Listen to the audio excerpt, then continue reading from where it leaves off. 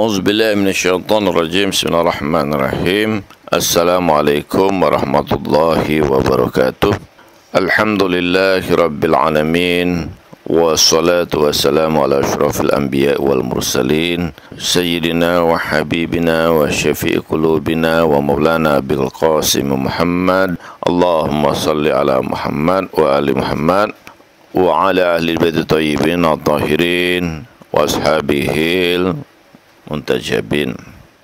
Teman-teman semua, alhamdulillah kita berjumpa kembali.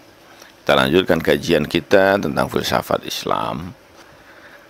Ada perbedaan yang sangat luar biasa ya di antara para filosof dalam memandang alam semesta ini.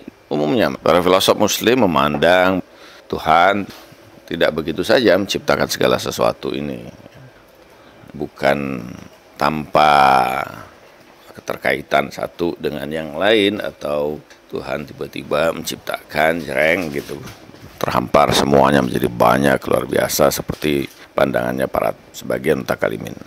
Gimana sih proses penciptaan ini terhadap alam semesta ini? Tentu saja kita pernah mendengar beberapa teori ya. Ada teori tentang akal 10 yang dijelaskan Al-Farabi, nanti kita akan bicarakan ya. Tapi dalam konteks ini, kalau kita melihat dengan kacamata atau pandangan filosof muslim seperti Mullah Sadra, dia mengemukakan satu teori dengan satu pendekatan konsepsi ketunggalan wujud, bahwa yang real, yang betul-betul ada, yang sesungguhnya ini pada intinya adalah eksistensi atau wujud.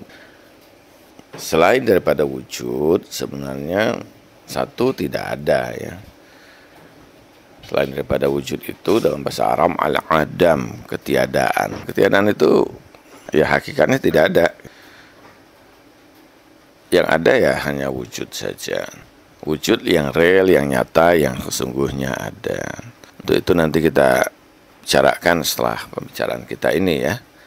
Dan wujud itu sesuatu yang punya makna ketunggalan, makna tunggal ya. Jadi kalau Anda gambarkan Tuhan ada ya, manusia ada, alam semesta ini ada, binatang ada, langit ada, malaikat ada, syaitan ada, virus corona itu ada, maka kata ada pada semuanya itu bermakna sama ya. Tidak mungkin berbeda, karena kalau berbeda, para filosof mengatakan ta'atilul uqul, akal kita akan berhenti untuk bisa mampu memahaminya, karena yang kita pahami tentang ada atau wujud ya seperti itu ya. Dia sudah sangat jelas, sangat gamblang, sangat badihi di hadapan kita semua.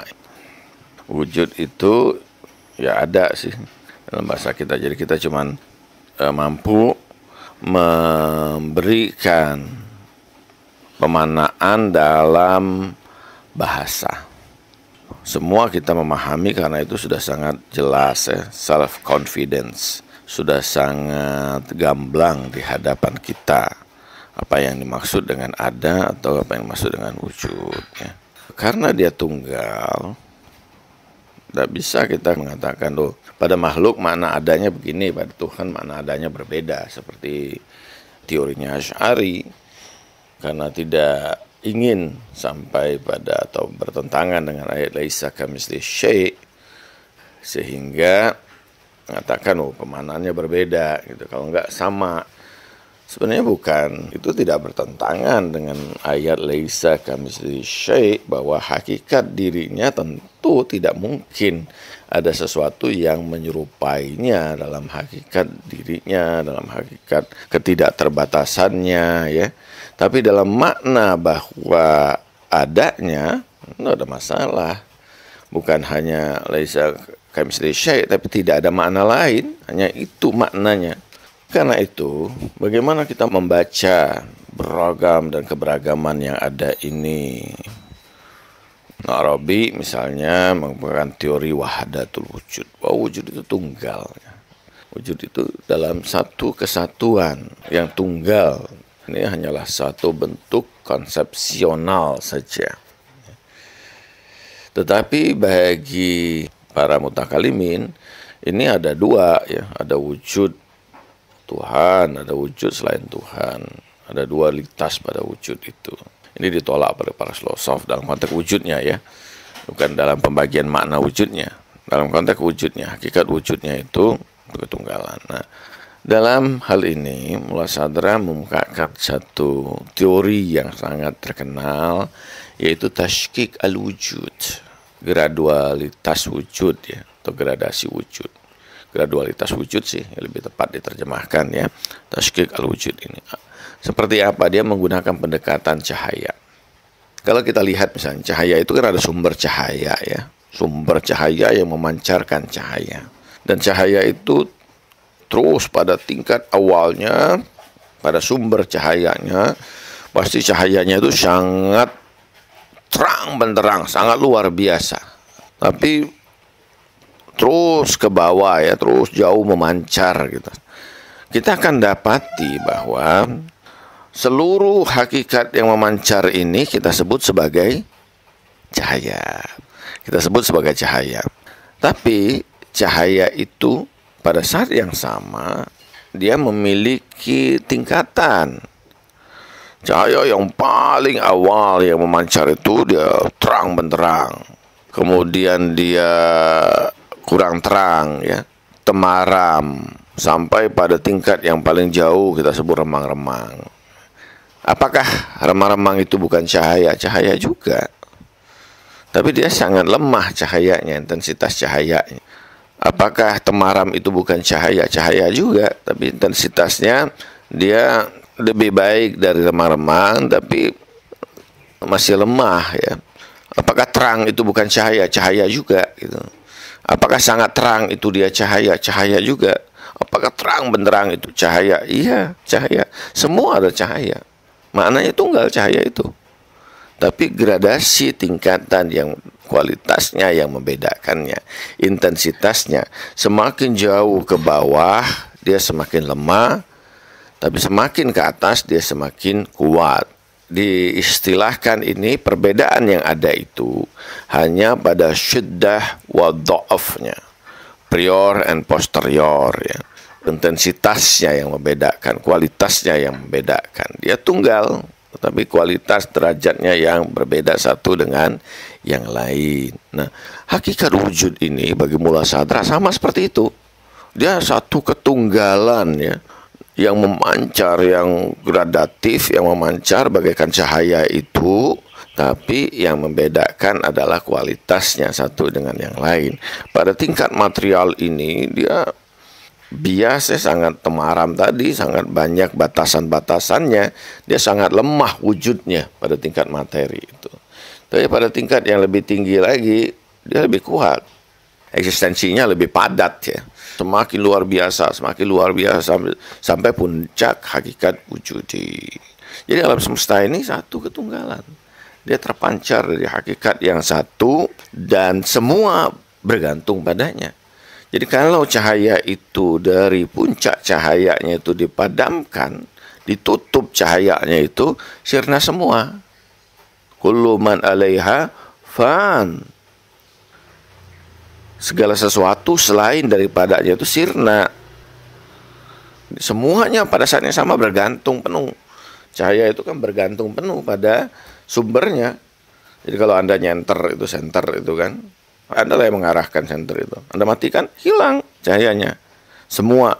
Tapi Anda hidupkan lagi, wah panjang. Apalagi itu ada senter buatan Cina itu, bisa sampai 20 meter gitu. Dahsyat itu. Terang benderang luar biasa. Tapi begitu dimatikan saklarnya, hilang semua, sirna semua. Ketika wujud, hakikat wujud, sumber wujud itu menghilangkan, melepaskan diri, maka sirna semua. Karena itu bahwa segala sesuatu bergantung kepadanya. Karena itu qul huwallahu ahad, Allahus somad, Allah yang menjadi tempat sumber bergantung dari segala sesuatu alam semesta ini. Ya ayuhan nas antumul fuqara ilallah, wahai manusia kamu fakir pada Allah. Kita ini bagian dari cahaya itu, yang cahaya kita ada karena kita dicahayai, bukan berdiri dengan diri kita sendiri. Dan ini satu hal yang mustahil. Justru pandangan-pandangan para teolog atau mutakalimin yang menunjukkan keberadaan terpisah itu seakan-akan makhluk memiliki independensi, apalagi seperti gagasannya Mu'tazilah ya, yang Tuhan menciptakan dan kemudian dia bekerja dengan sendirinya alam semesta ini dengan hukum-hukumnya, padanya ada independensi. Pada teori para filosof ditolak ini. Muladhara menolak betul, karena rangkaian wujud ini sangat bergantung, dia dalam hakikat ketunggalan. Jadi pada saat yang sama, dia itu hakikat ketunggalan karena dia bersumber dari zat yang tunggal. Tapi pada saat yang sama plural karena keterbatasannya masing-masing. Dia al-wahda fi ainil kathrah wal kathrah fi ainil wahda. Dia tunggal dalam hakikat pluralitas, tapi plural dalam hakikat ketunggalan. Nah, kalau kita lihat alam semesta itu begitu. Bahkan salah satu misalnya ada yang bertanya pada saya, gimana sih, apa batasan pada alam semesta materi kita ini? Dia terbatas dalam ketidakterbatasan. Dia terbatas karena dia materi, tapi tidak terbatas karena ini semua merupakan pancaran dari hakikat yang tidak terbatas. Coba pinggirkan, apa sih batasan alam semesta ini? Kita melihat itu hakikat ketunggalan itu. Para filosof melihat segala hakikat ini karena bagian dari wujud itu sendiri, dia berada dalam hakikat ketunggalan. Yang membatasinya apa? Dirinya sendiri, bukan sesuatu yang lain. Karena tidak ada selain daripada dirinya ya. Contoh meja.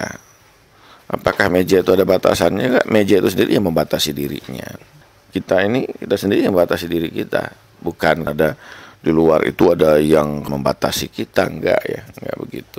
Ini hakikat satu kemutlakan, ketunggalan yang terpancar dari hakikat yang mutlak itu dalam hakikat wujudi yang tunggal. Ini disebut teori ini dengan tashkik al-wujud atau gradualitas wujud. Ini kita melihat menjadi satu pola pandang ya, worldview, pola pandang kita, ru'yatul kauniyah, alam semesta ini, bahwa hakikat alam semesta dan segala sesuatu ini dalam ketunggalan yang mutlak dan selalu bergantung kepada sumber wujud itu. Mudah-mudahan ini bermanfaat bagi kita ya. Terima kasih atas perhatiannya teman-teman. Wassalamualaikum warahmatullahi wabarakatuh.